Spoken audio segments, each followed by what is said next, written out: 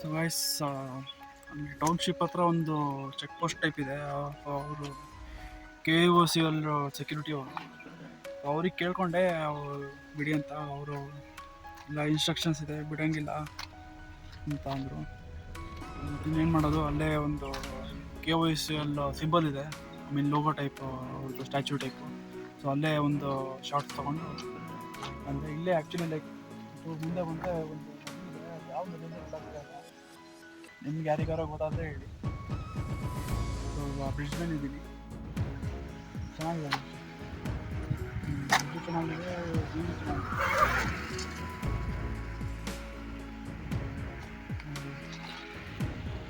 ಏನು ಮಾಡೋಕ್ಕಾಗಲ್ಲ. ಹನುಮನಗುಡಿ ಕೇಳಿದೆ, ಅಲ್ಲಿ ತಮಶಿ ಆದಮೇಲೆ ಚೆಕ್ ಪೋಸ್ಟ್ ಇದೆ ಅಂತ ಅಂದಲ್ಲ ಅಲ್ಲಿ. ಸೊ ಅಲ್ಲಿ ಹನುಮನಗುಡಿ ಚೆಕ್ ಪೋಸ್ಟ್ ಹತ್ರ ಅವರು ಸಂಶಿ ಚೆಕ್ ಪೋಸ್ಟ್ ಹತ್ರ ಅವ್ರು ಹೇಳಿದ್ದು ಹನುಮನಗುಡಿ ಕ್ಲೋಸ್ ಆಗಿದೆ ಅಂತ. ಮತ್ತು ಸುಮ್ಮನೆ ಅಲ್ಲಿ ತನಕ ಹೋದ್ರೆ ಪ್ರಯೋಜನ ಇಲ್ಲ. ಅದೇ ವಾಪಸ್ ಮತ್ತೆ ಹೋಗೋಣ ಅಂತ ಯೋಚನೆ ಮಾಡ್ತಾ ಇದ್ದೀನಿ. ನೋಡೋಣ, ಇಲ್ಲ ಸಾಧ್ಯ ಆದರೆ ಹೊರನಾಡಿಗೆ ಒಂದು ಹೋಗೋಣ. ಬಟ್ ಹೋದರೆ ಲೇಟ್ ಆಗುತ್ತೋ ಏನೋ ಗೊತ್ತಾಗ್ತಾ ಇಲ್ಲ. ಆಗಿದ್ದಾಗಲಿ ಹೋಗ್ಬರ್ತೀನಿ.